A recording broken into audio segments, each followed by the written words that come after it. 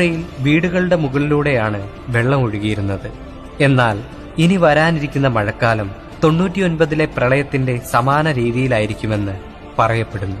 അന്ന് മാട്ടുപ്പെട്ടിയിലെ ബണ്ടായിരുന്നുവെങ്കിൽ ഇന്ന് ഭയക്കാൻ മുല്ലപ്പെരിയാർ ഡാം.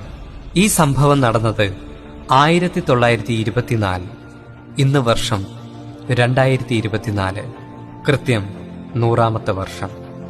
മുല്ലപ്പെരിയാറിന് എന്തെങ്കിലും സംഭവിച്ചാൽ മാട്ടുപ്പെട്ടിയിലെ ബണ്ട് പൊട്ടിയതുപോലെ ആയിരിക്കില്ല. കാരണം ഇടുക്കിയിലെ ഡാം ഒരു കൊച്ചു കടലിന് സമാനമാണ്.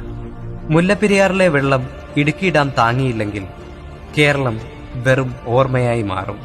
6 ജില്ലകളിൽ മാത്രം ബാധിക്കുമെന്ന് കരുതി ബാക്കിയുള്ളവർ സമാധാനിക്കേണ്ട.